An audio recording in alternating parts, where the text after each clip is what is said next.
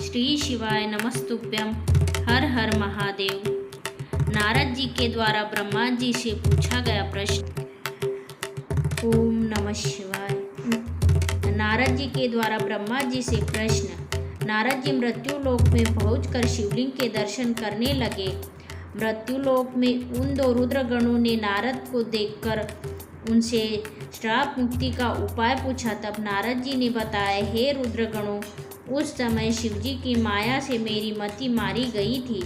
इससे मोहवश मैंने तुम्हें श्राप दे दिया था। इसीलिए अब श्राप से मुक्ति का उपाय सुनो।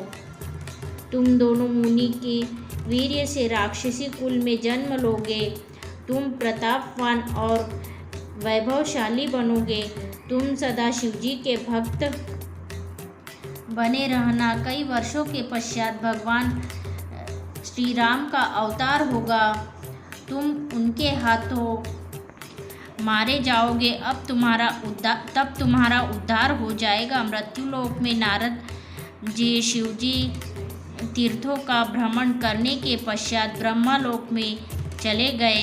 वहाँ पर ब्रह्मा जी को प्रणाम कर विष्णु स्वरूप को समझकर शिवजी की कृपा और प्रसन्नता के विषय में उनसे पूछा। ब्रह्मा जी बोले, हे पुत्र, तुमने यह बहुत ही लोक कल्याणकारी प्रश्न पूछा है। महाप्रलय के समय समस्त स्थावर जंगम नष्ट हो गए थे। सूर्य, चंद्रमा, ग्रह, तारे, वायु, पृथ्वी, जल सब नष्ट हो चुका था। केवल आकाश ही शेष बचा था। सत असत कुछ भी नहीं बचा था। उस समय केवल अनंत स्वरूप परमानंद सदाशिव ही व्याप्त थे। इसी को पंडित लोग अर्वाचीन तथा प्राचीन ईश्वर की मूर्ति कहते थे। उससे अपने शरीर से कष्ट नष्ट होने वाली शक्ति प्रकट की, वही शक्ति जननी कहलाई।